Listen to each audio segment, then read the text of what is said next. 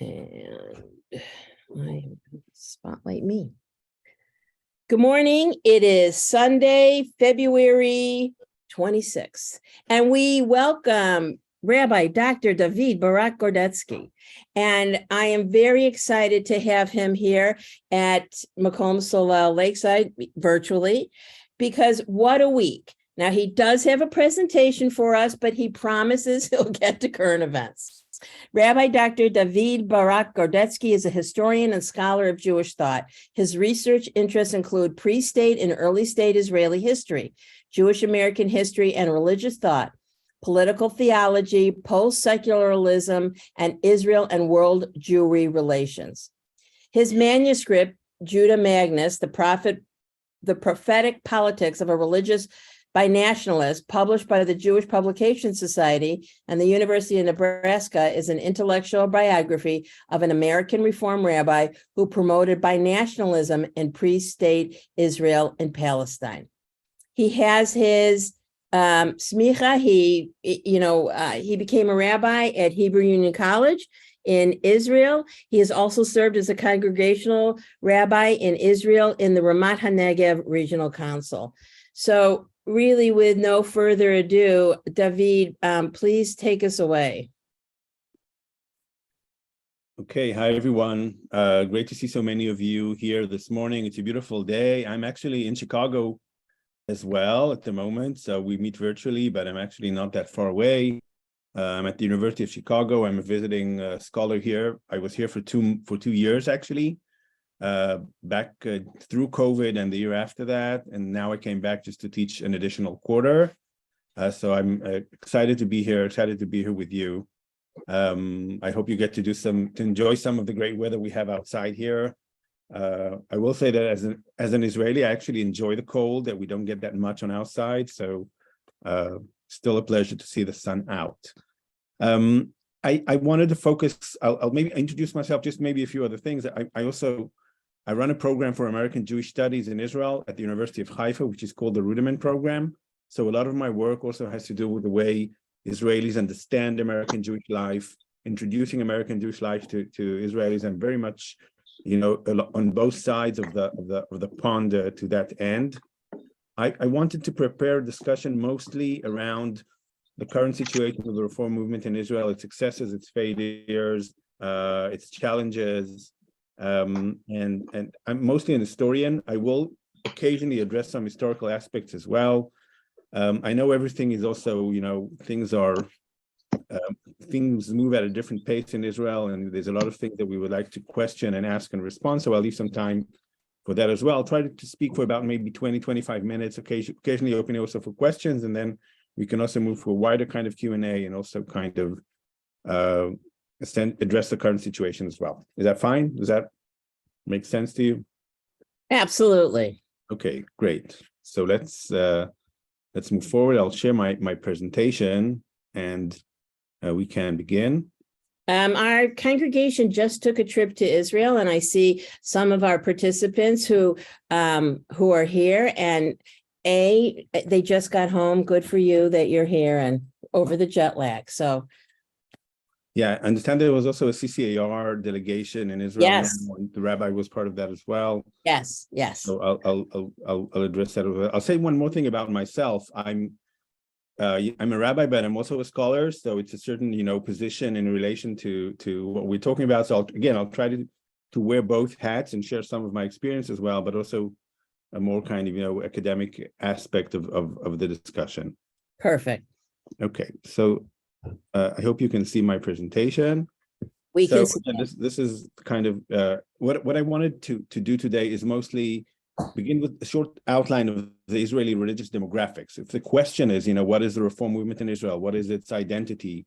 What are its challenges? I want to just give the basic data first of all, to some extent also comparatively to the US.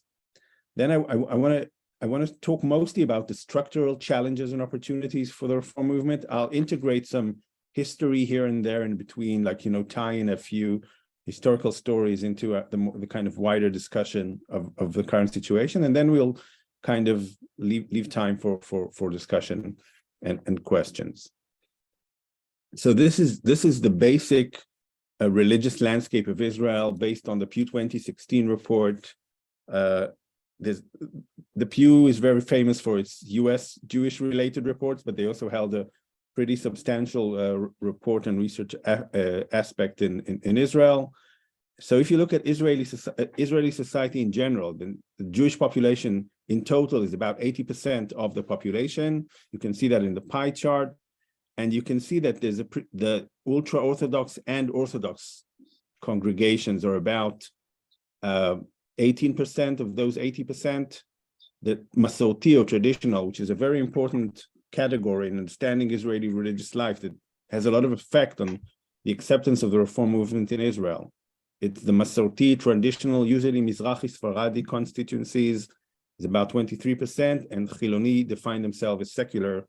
You can see 40%. So it's obvious to us that the categories of Reform of conservative are missing in this specific question. This rise, we will see those categories in other reports in a minute, but the question is, where do people who we will see soon that identify themselves as Reform or conservative come from within this pool of Jewish citizens? And it's mostly, as we will see, from the Chiloni side, but also, or the secular, but also from the traditionalist, and we can address that as well. So that's essentially like the breakdown of religious diversity in Israel. If you look to somewhat comparative aspect vis-a-vis Jewish Americans, and I want to point 2-3 things here. So if you look on the left side, the first thing is essentially the breakdown of comparing the breakdown of the religious groups in Israel and in the United States. In the United States, the Orthodox in general are 10%, out of which 6% are ultra-Orthodox and 3% are modern Orthodox. That's kind of the conventional breakdown. In Israel, Orthodox are 22%, and it might be probably a bit higher since then. And out of that, you have 13% religious Zionists and the 9% ultra-Orthodox. So the initial standpoint is a very different kind of, demographics to that end. That's the first kind of quantitative aspect. The second is that in terms of religious observance, Israelis in general tend to be more religiously observant. Okay, that's kind of, you can see this, again, a comparative. This is kind of along lines of practice, even just to say, even modern Orthodoxy is less religiously observant on a technical level sometimes than what religious Zionism is considered in Israel. So you can, in terms of faith, questions of faith, questions of relations, of political aspects of relating God's given promise to the land of Israel, to Zionism, and to the existence of the state, these parameters are all kind of stronger in Israel vis-a-vis the US. That goes to say something, I think, the Reform congregation and within the context of Reform Judaism, on the American side, there's more of a focus on ethics and on social justice as essential elements of Jewish identity. So that goes to say there is, you might say, an initial divide, both in terms of the makeup of the communities and in terms of religious observance from a strict kind of perspective, and possibly also in terms of values. You can see that, for instance, the issue of working for justice and equality as being part of what it means to be Jewish. Again, this is a key factor of Jewish American religious identity, the issue of social justice and based on the prophets and with all the religious underpinnings, whereas in Israel, it plays a lesser role.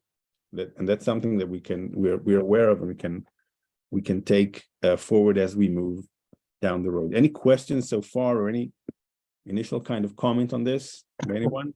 Wow, Israelis don't value having a good sense of humor.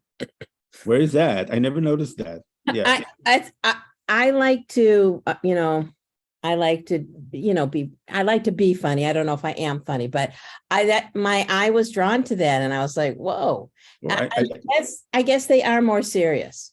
I kind of missed that specific, this is also Chodesh Adar, right? So this is the part of, we're supposed to be exactly do kind of, happy and humorous these days. It's less associated with being Jewish to some extent, and I think that's also part of the Jewish American kind of makeup. Okay, so I'll take it a bit forward to the question of how, let's say that essentially how many Reform Jews are there in Israel and how many conservative? That's a question that's been on the mind of many people, and it goes also into the question of how do you count Reform and conservative Jews in Israel? So this is a report by the JPPI called Rising Streams that was published in 2018, which tries to quantify and kind of understand the numbers of Reform and conservative Jews in Israel. So if you look here at the right side, you have this kind of composition of various surveys that were held throughout the years about the extent of Reform and conservative population in Israel. And you see in general about roughly, first of all, you see some kind of an increase from the two earlier surveys of the IDI and the Pew in 2013 and 2015 to a certain jump in identity, in Jewish Reform conservative identity around 2015, 2016 and onwards. So this has to do to some extent, I think, with inroads made by the Reform movements that we can discuss, to some extent in ways that have to do with measurement. And if you look especially at the left side, so the larger numbers are 325,000. These are pretty big numbers in terms of Israeli Jewish population, but the larger numbers are an indication of the amount of people that identify as Reform or with Reform vis-a-vis membership. So generally the membership model has never been successfully applied or is not necessarily applicable within the context of Israel. That's a discussion in and of itself. The question becomes, by measuring Reform and conservative Jews around life cycle events, did you choose to have a Reform bar mitzvah, a Reform wedding, around identification with values, but less around membership. Membership is generally, Israel is not a membership model in terms of religious affiliation, and that has to do with state intervention as well, but people do not expect to have to be members in order to receive religious service, and that's part of the situation in general.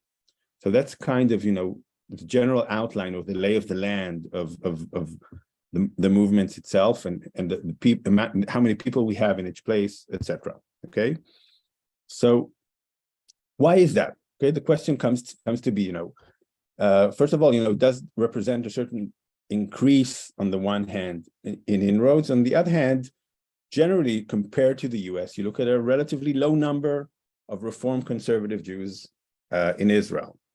So I want to put like three main arguments about this, maybe even a fourth. Okay, so the first one is, and I'll show them in a minute, is about Orthodox opposition. There's a long history of Orthodox opposition to the Reform movement in Israel that dates back to the 50s and even to the 20s. I can show that, and I'll talk about the 20s maybe later in the Q&A, but I'll show an example from the 50s. There's a big question that's raised in scholarship, and I think also by Reform rabbis. So I'll show an example of that. Is there a demand for Reform Judaism in Israel? What is the nature of the demand? Why is there enough demand? Why there might not be enough demand? So I'll talk about that as well. The third aspect is the issue of essentially of on the one hand, the Anglo identity that is attached or used to be attached to Reform Judaism in Israel. It's less so these days, but also the question of Aliyah, which essentially goes to kind of a claim that there's not enough boots on the ground to realize some of the goals that might have maybe had been otherwise easier realized. And the fourth aspect is a more kind of ideology kind of analysis of what is the role of liberalism in Jewish identity in Israel, and I'll get to that as well. Okay, so I want to kind of address them one by one, and then I'll open for questions. So this is just to show the history, to demonstrate the history of Reform, the question of Reform acceptance in Israel. This is a rabbi called Yehuda Leba Cohen Maimon. He was the first minister of religious affairs in the state of Israel. And he gets word in May 1956 that they have started building Hebrew Union College in Jerusalem. Okay, I don't know if you know, but Nelson Glick, who was the first head of HUC, and he was the person who was involved in this project of building HUC. HUC in Jerusalem was initially described to be a museum of archaeology in order to overcome expected objection, but still the word came out. And he says as following: they have started talking about building a Reform synagogue in Jerusalem. This is a letter to Ben-Gurion, something that not my friend or myself, nor you or your friends need. This will only cause sorrow and fighting and increase the conflict in Israel and strengthen the hate of one another. And I ask you, why do we need this trouble? When I was in America in the last time, I met with a few Reform rabbis. Here he used the words rabbis in Hebrew, which is kind of a derogatory term. He doesn't say rabbanim, who informed me that justice is with me, and this dispute should not be intensified, especially in the state of Israel. So this is the former Minister of Education, of Religious Affairs, having heard that they're establishing a Reform congregation in Israel. He writes to the Prime Minister to say, why do we need this? It's only going to cause infighting and trouble, okay? And then Ben-Gurion responds the next day. This is a picture of Ben-Gurion at Hebrew Union College with American students. Ben-Gurion was also in 1963, and when HUC was established, he was in the opening kind of ceremony. I do not know why you are writing to me about Reform Synagogue. I do not require it and will not concern myself with its existence. I don't even know if someone else is dealing with this, but I will definitely not interfere in this, as it is not my affair. And if there are Jews who want to pray in a different style to yours, I will not dare to interfere at all. You and your friends committed to freedom of religion and conscience. And the meaning is not only freedom of religion and conscience for you and your friends, but also for those who think different than you.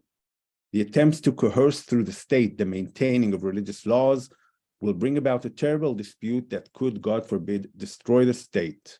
And preventing conflict does not mean that everyone will become devout, but rather mutual tolerance will reign. Okay, so this is a very, I think, I've written more extensively about Ben-Gurion and the Reform movement, I can say later on, but this is just to say disputes about the role of Reform movement and Orthodox opposition existed from a very early stage.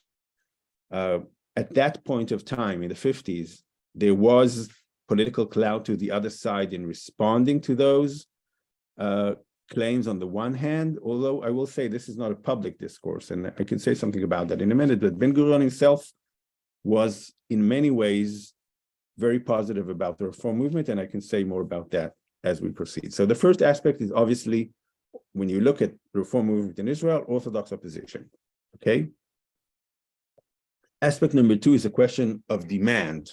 So who wants to be Reform in Israel? Okay, what is the nature of the constituency of the groups that can potentially be resources for the Reform movement in Israel? This is the person we see here this is I think confirmation class kind of picture or something of the sort, and this is Rabbi Joshua Trachtenberg. So in 1951, I think maybe akin to his name of Joshua, that was sent to tour the land of Israel. So in 1951, the CCAR sends Rabbi Joshua Trachtenberg to tour the land of Israel and to tell them, what does he think of a future for the Reform movement in Israel? So he goes and visits various places and comes back, presents at the CCAR conference, and essentially says something of the following: Israelis do not need us for their Jewish identity. Either they are Orthodox and they have their own ways, or if they are not Orthodox, they have their own form of communal organization. He's very inspired by the kibbutzim to that end. B, study Hebrew and the Tanakh and the Bible itself, and kind of don't necessarily need us for that. And C, our forms of religion are not adapted to Israel's society. I came back from the land, and I'm telling you, it's not all milk and honey for us. Point number 4, which he says, where is the potential? And he says, in Tel Aviv. The potential is actually in the secular kind of cities and around where centers of kind of secular and liberal thinking in Israel, this is where we can make inroads. So what I have in this other picture here, this is Rabbi Moshe Zemer, one of the founders of the movement in Israel, a rabbi that immigrated from the US, from Omaha, Nebraska, and founded about 5 congregations. He was a serial entrepreneur. And this is him with his wife, Ilana. He married Ilana Zemer. We just recently published a book about him in the movement. And this is essentially Beit Daniel and Reform Judaism in Tel Aviv, which is one of the more successful outfits of Reform Judaism in Israel you are aware of. So this is to say that even a Reform rabbi touring the land is skeptical to some extent at the time about Reform inroads. Asher Cohen is a scholar that essentially kind of says in 2010, this is a pretty famous research, points out to this, again, similar ideas. The idea that in line with I would say 2 things here. One of them, that according to, let's say, the kind of breakdown we saw of religious identities in Israel, there's not necessarily room for Reform Judaism. He essentially claims that secular identity is also based on kind of in juxtaposition or opposition to religious identity, and therefore the idea of religious liberalism doesn't take hold that much, because liberals don't need religion in Israel, and it like the identifying as a religious community puts them in a certain tension with religious identity that's not necessarily up with their values. So that's kind of, the question that we kind of need to keep in mind, the question of demand in general. And about Aliyah and Anglo identity, like my third claim was essentially not enough boots on the ground. So I was also the interim rabbi of Kibbutz Yael. Kibbutz Yael it was founded in 1977 in the Arava by a garin of American Jews and a garin of Israelis from Ben Shemen that founded a Reform kibbutz deep in the desert. And on the one hand, following 1967, there was an increase in Jewish American immigration to Israel. B, Ben-Gurion was always interested in promoting the Reform movement in Israel, also on account of the fact that he thought it would promote Aliyah. He thought that creating a Reform movement in Israel will be a pretext for Jewish American immigration to Israel.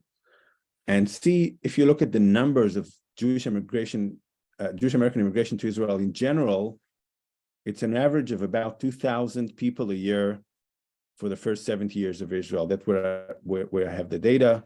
So the numbers are not really significant. So that's to say, on the one hand, Reform identity is tied to Anglo identity in the Israeli public's mind. And on the other hand, and this is, of course, a form of,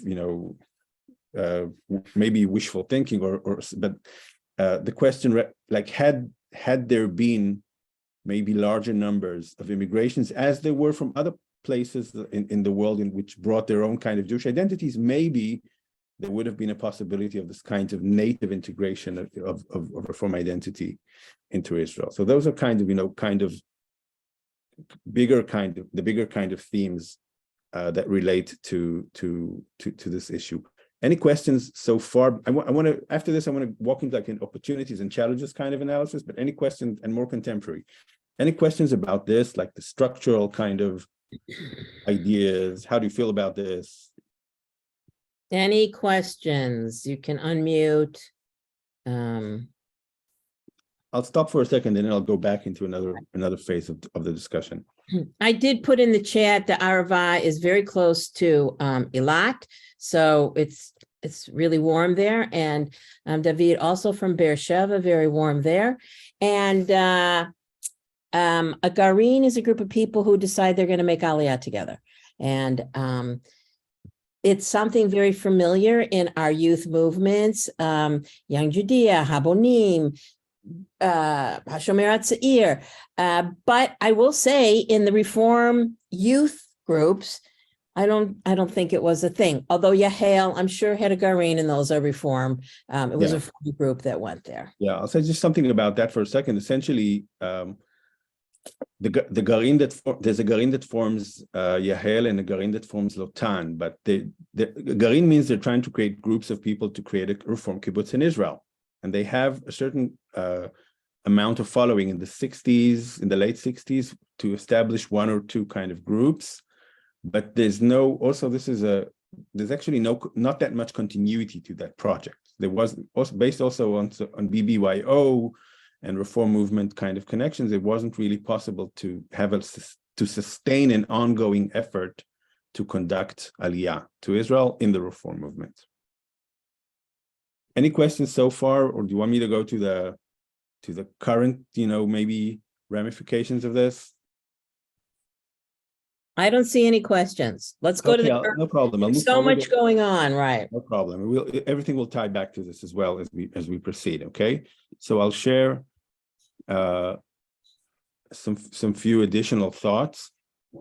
So, like looking at the current situation, like what are the opportunities for the reform movement and what are the challenges? And I think we'll take this also into a discussion of real concrete current affairs, but this is also, let's say, looking a few years back, also into my experience also as a rabbi, but in terms of the trends of the last few years. Okay, so in terms of the Orthodox relations, I want to point out two different kind of aspects.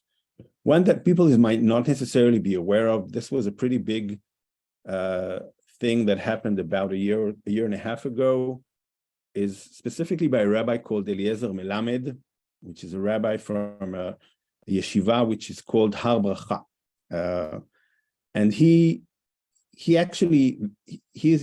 the author of a very important halachic Jewish law book in Israel, and he made various religious outreach attempts and towards the reform movement. He sat with a reform women rabbi from France in a panel.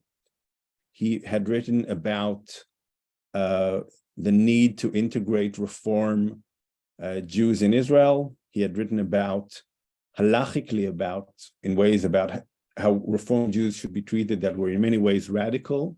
He received a lot of backlash, and there was a lot of kind of pushback on his views. But I do want to say that looking back a year and a half from now, when we might be in a different position, at the moment, there was an outreach attempt, and we need to be aware of that, okay?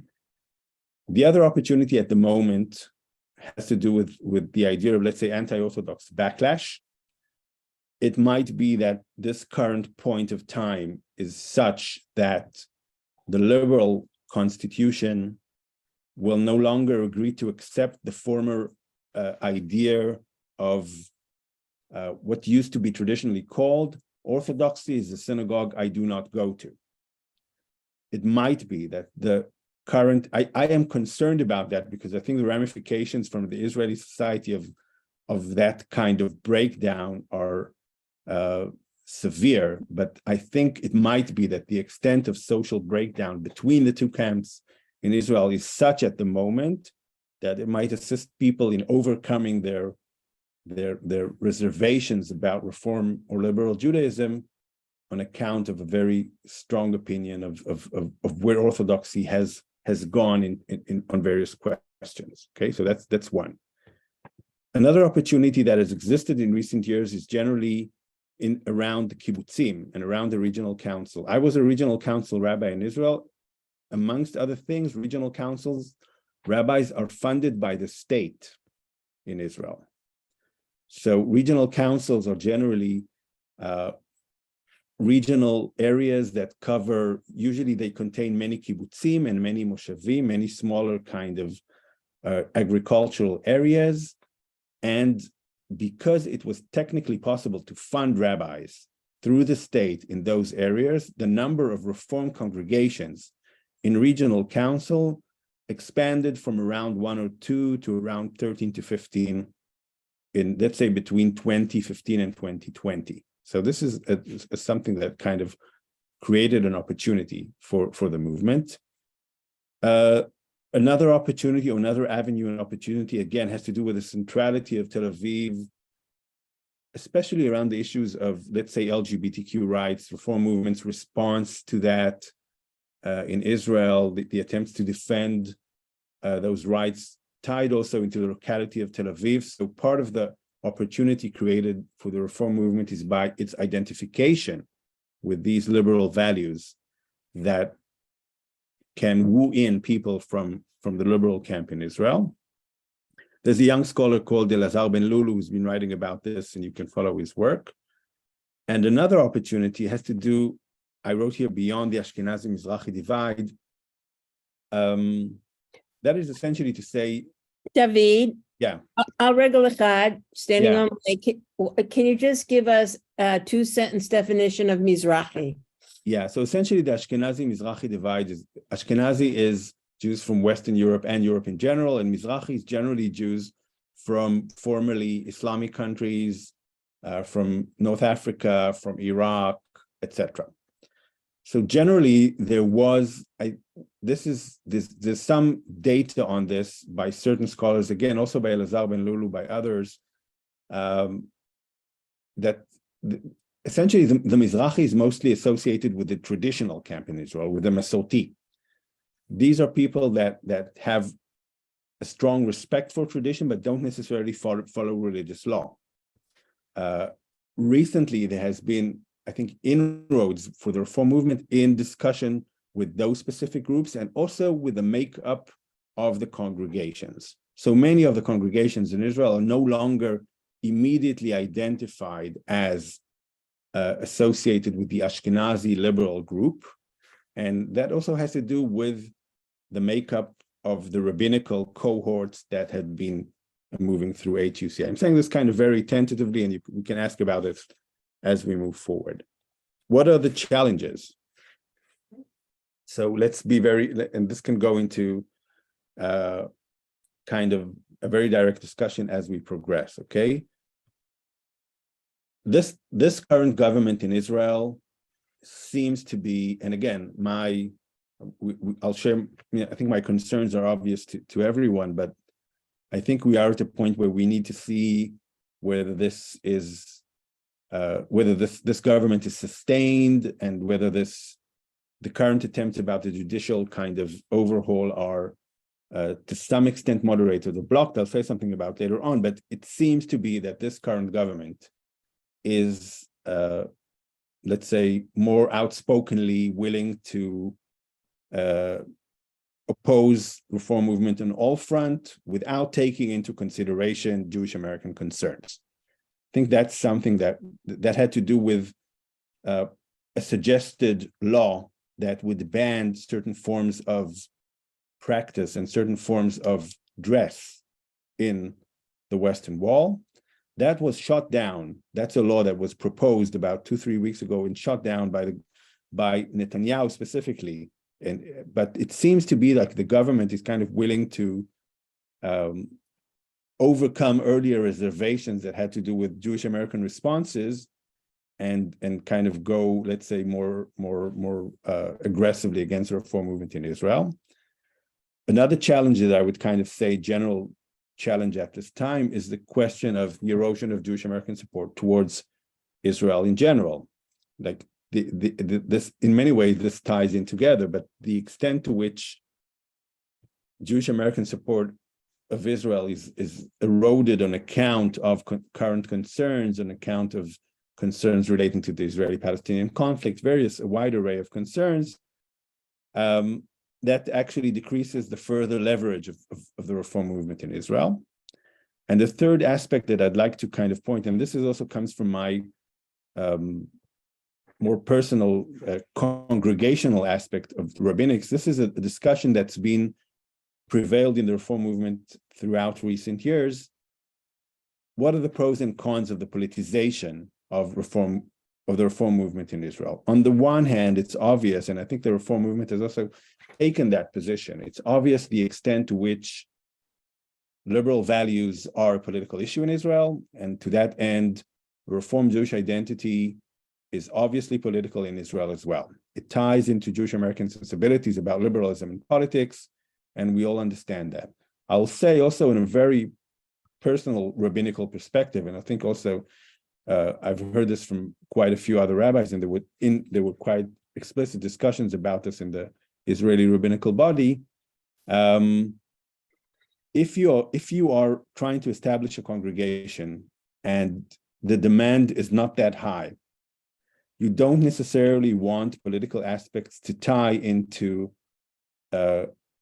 people that essentially want to consume religious services and want to echo the Jewish identity that Reform represents, without necessarily fully buying into the entire gamut of politics that's associated with that. And I've heard, and I've had some experiences myself of when things go too political in Reform congregations, you're checking out essentially some people that you can't necessarily afford to check in terms of the numbers in Israel.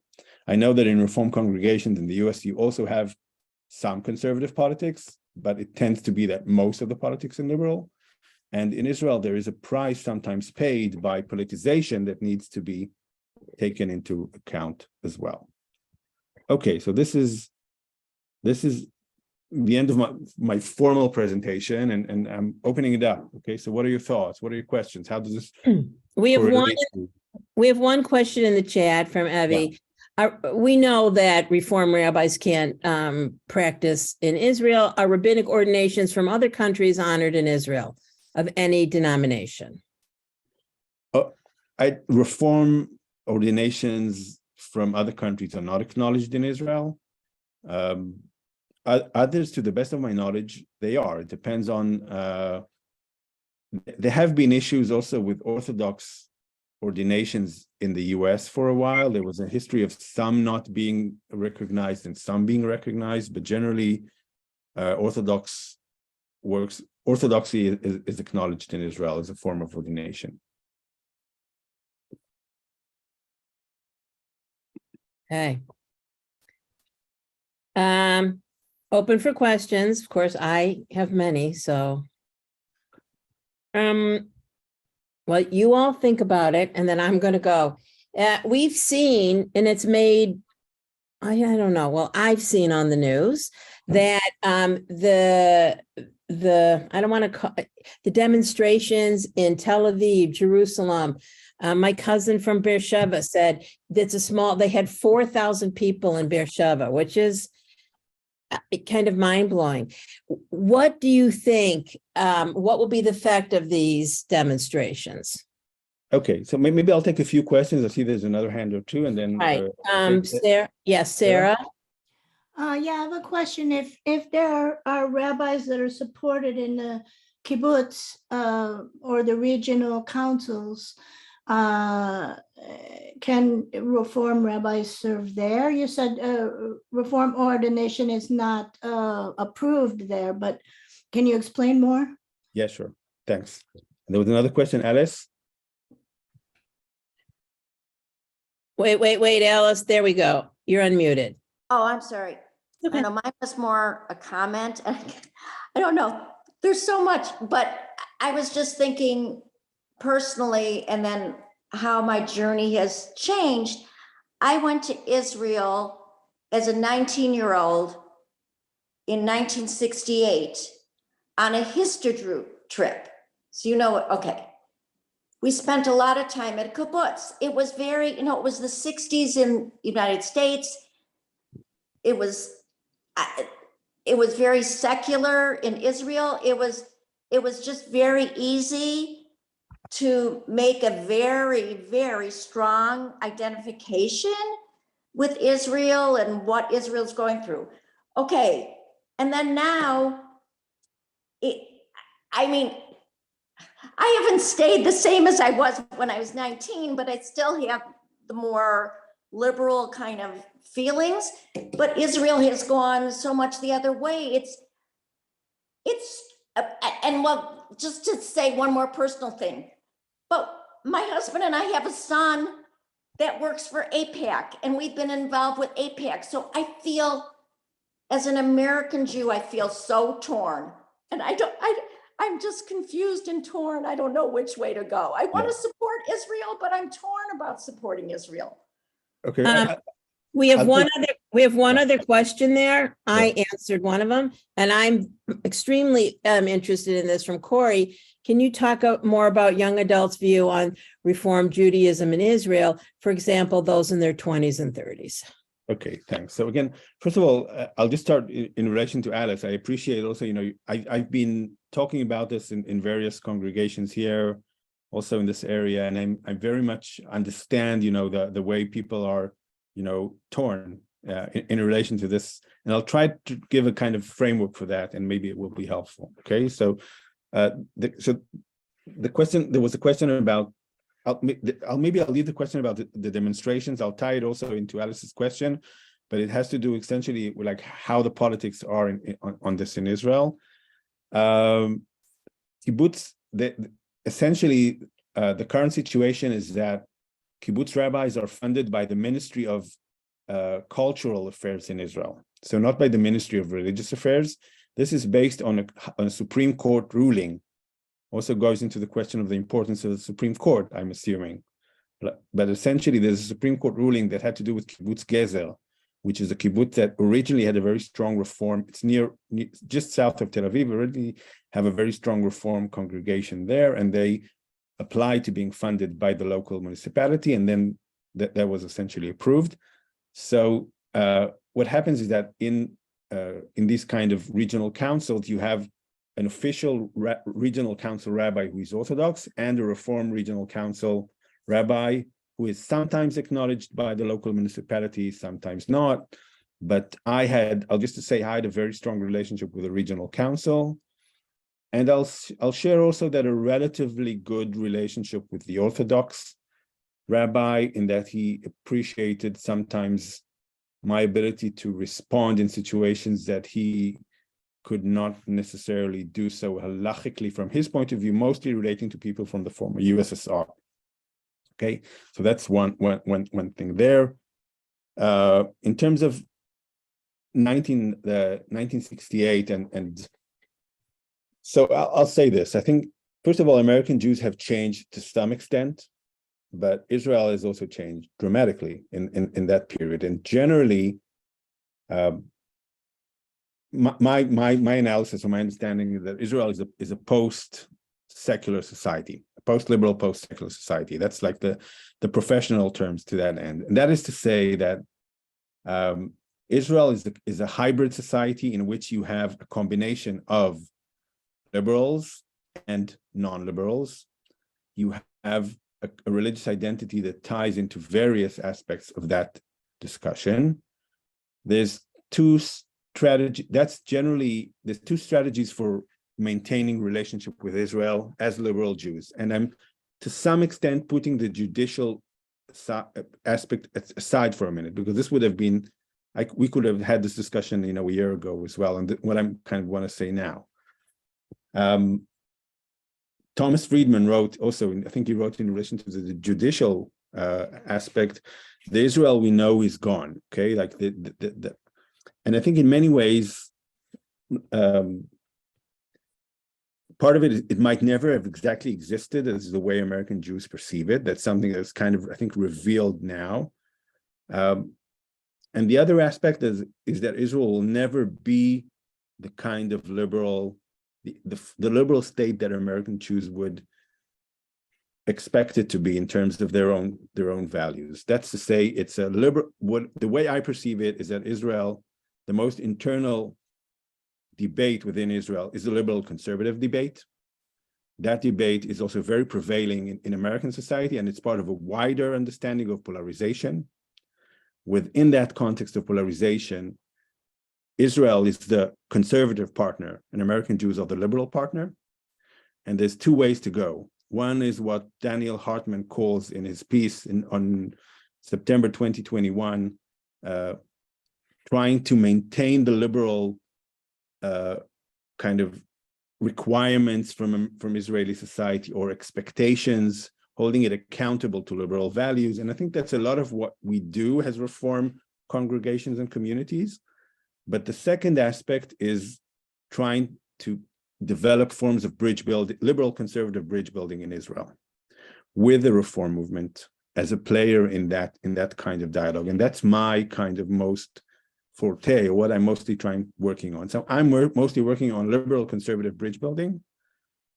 And part of it is when discussing this as a reform community, on the one hand, a reform rabbi asked me this in Osrui when I spoke about this model. He said, do you expect us to dial down our liberal values? And the question is, and the answer is no, not necessarily. But the question is, how do you negotiate along the liberal conservative divide while maintaining liberal values, but understanding that, this is a wider picture with another partner on the other side, and are you willing to engage in that and see what does that demand from the other side? What do we demand from the conservative side in order for us to be able to engage in this kind of cross the boundary kind of liberal conservative discussion? So that's, I hope, so to that end, what we see, and I'll give one more sentence and then I'll open it again for further discussion. Part of what I think we see now in Israel is what, this is a term coined by someone called John Milbank. He talks about illiberal backlash. He says that part of the, the history of the liberal conservative, and I think, this might have been Trump 2016, you might, but essentially there is kind of, it's not a constructive dialogue at the moment, okay? It's just every side trying to or now it's the other side trying to wrestle down, and the other side. The question is, can we overcome that and move into some form of dialogue? That's what the president of Israel has been trying to promote in the last 3-4 weeks. He's been calling for dialogue. There's various organizations in Israel that are involved in this. And that's the question. Are we going there, or is this going to be like an all-out battle, and that might not be good for anyone? Thank you so much. Len asked, in your opinion, is Israel on the path to becoming a theocracy? And then we'll take Sarah. My honest question is that I don't know. I think that sometimes there is it's not obvious that everyone on the religious Zionist side wants a theocracy. Sometimes it's, when you look at the religious Zionist ideology, it seems like, the potential is there, but there's a lot of pragmatism on understanding what that might mean. Sometimes pragmatism on understanding the place that liberals play in society in kind of an international context, and you don't necessarily want to push there.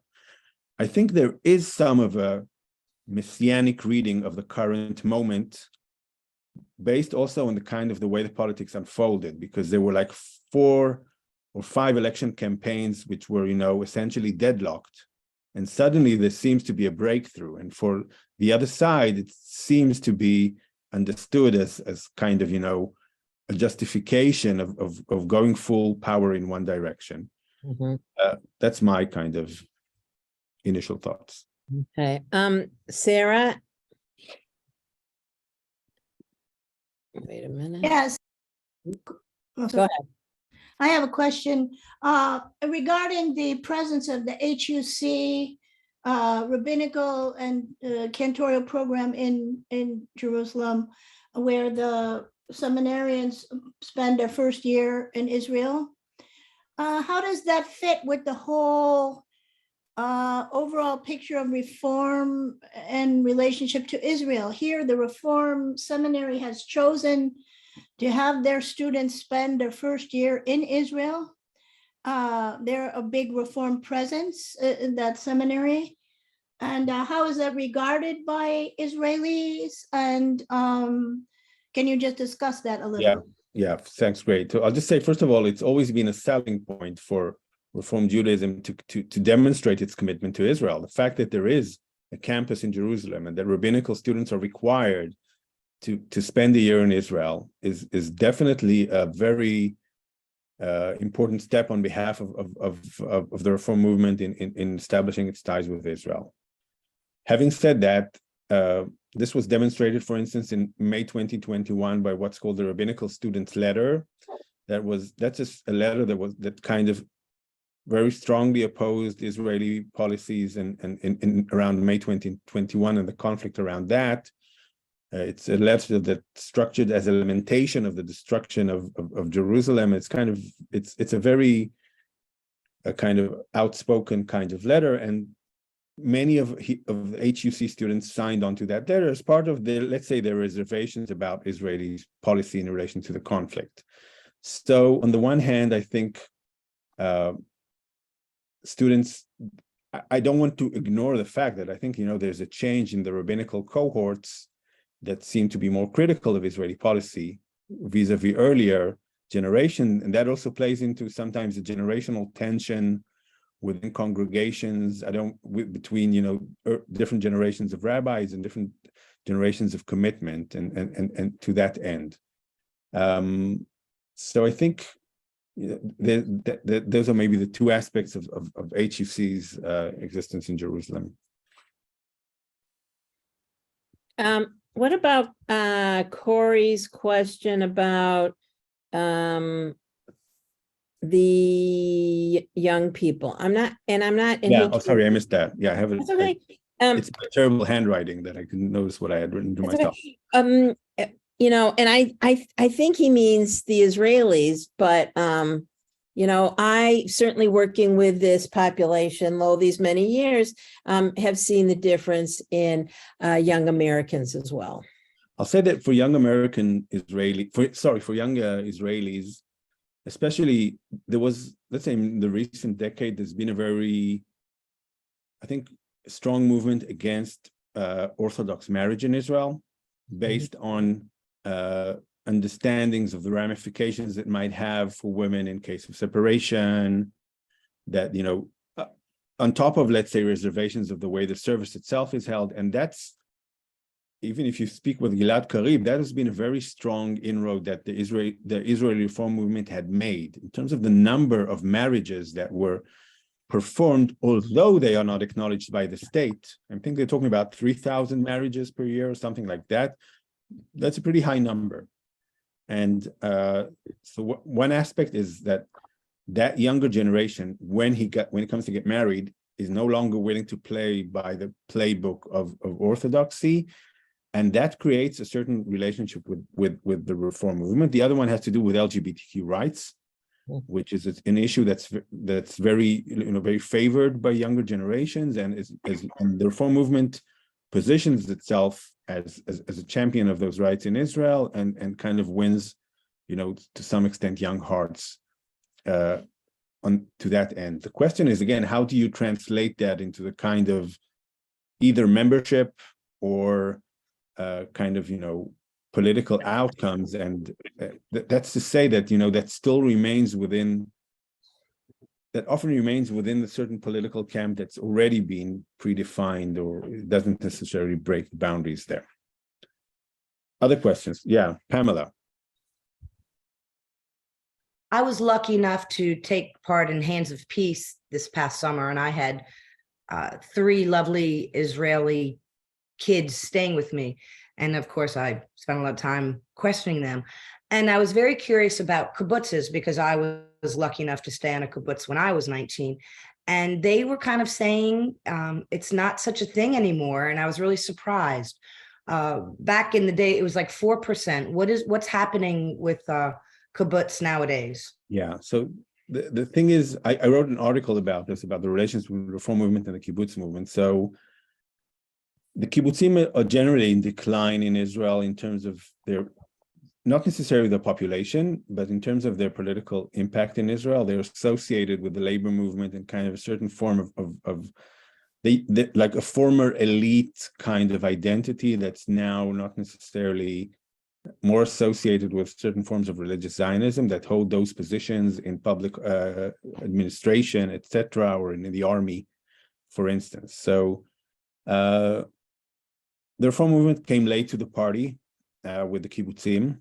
Kibbutz Yael was established in 1977, and around 1982 there was a very strong, 83 there was a very strong collapse of the financial collapse of the reform movement in Israel, which it never really recovered from. That's one thing. The other thing is that there's actually a movement in Israel of people going back to their kibbutzim.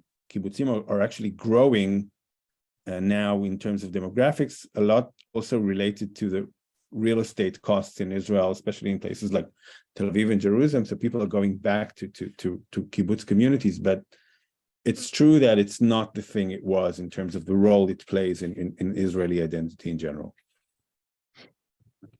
I can share with you anecdotal evidence.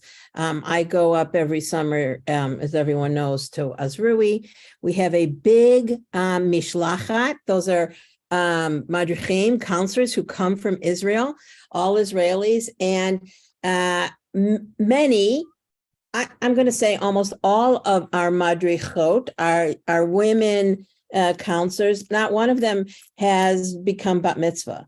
And I tried to take the summer as a time to celebrate. They read from Torah for the first time. And I think that as much as they bring Israel to our camp, we bring Reform Judaism to them.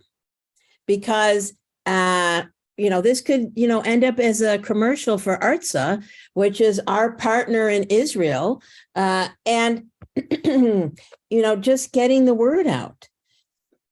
If there's not a lot of aliyah from America, so people aren't exposed to Reform or conservative Judaism, then people don't know what is out there. And I resonated with your comment that the synagogue they don't go to, because we have a lot of Israelis come to us, and the synagogue they don't go to is Orthodox because that's all there is in Israel. Not all, but that's what they're used to in Israel. Yeah, I'll say just something about that. There's been, first of all, I'm very familiar with both the Weinberg rabbis, both Josh from Artza and Rabbi Michael. But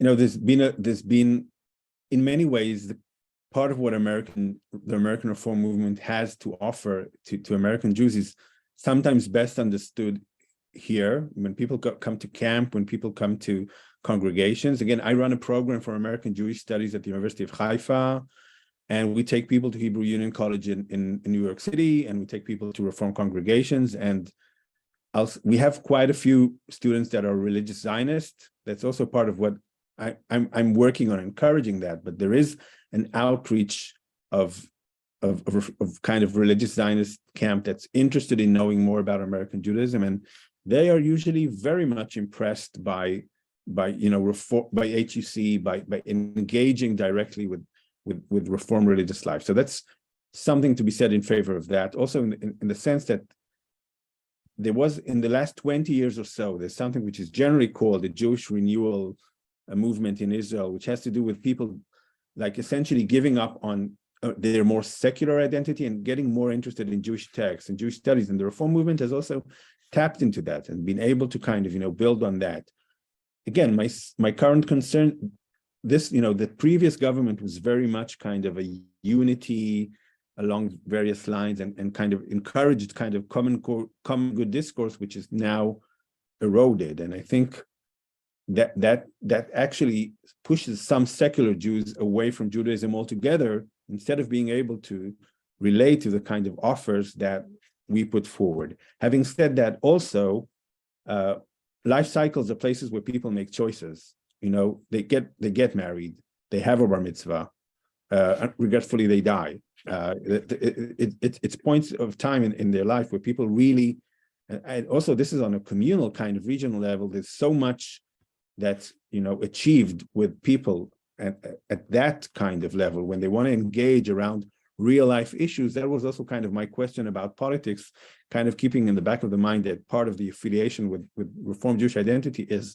life cycle oriented.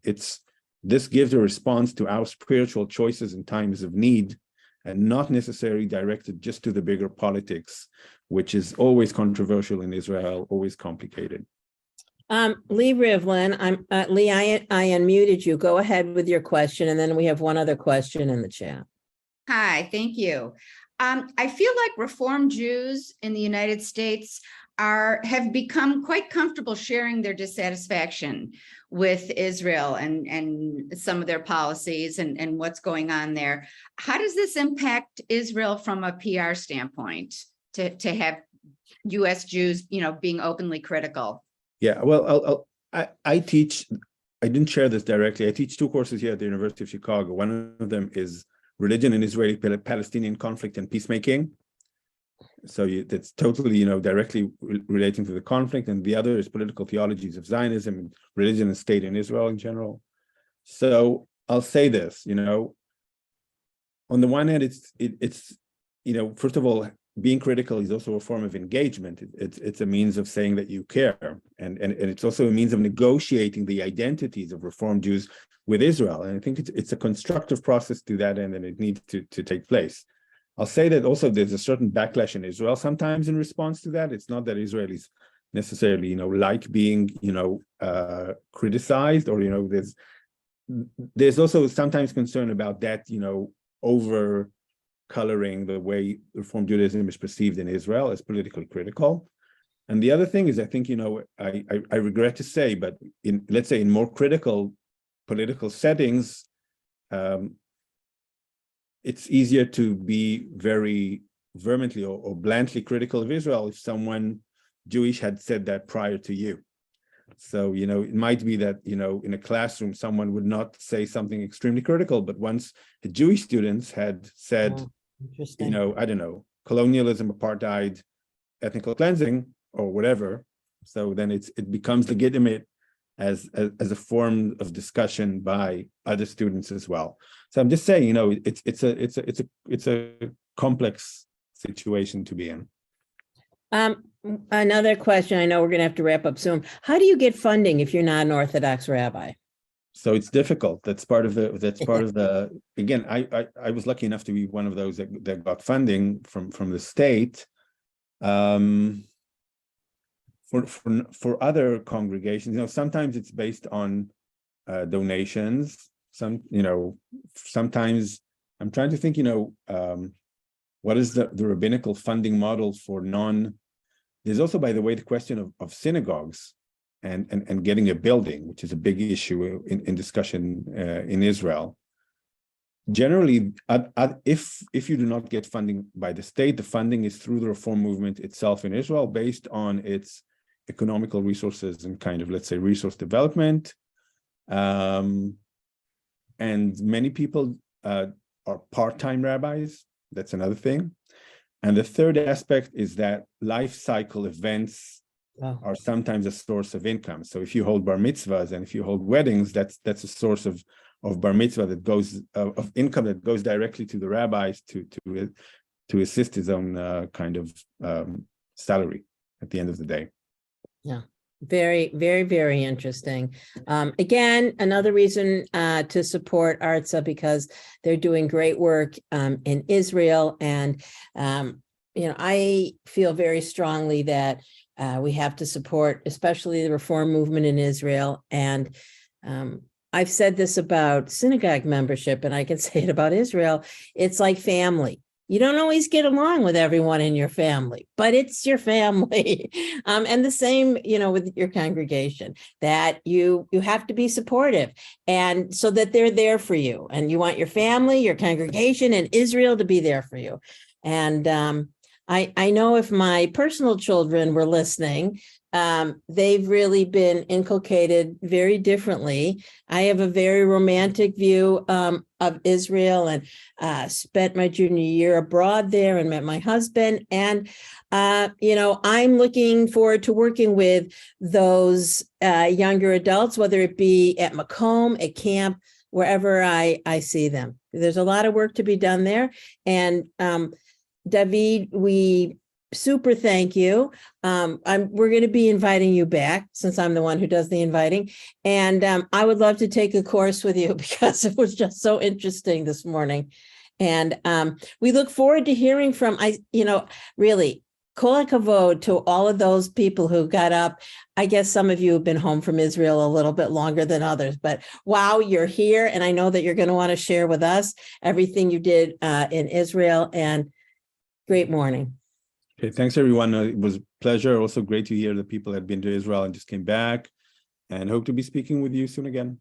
Yes. Enjoy All right. the lovely day. Yes. Be well, everyone. You're getting thanks. Bye, everyone. Thank you. All right. Thank you. Bye.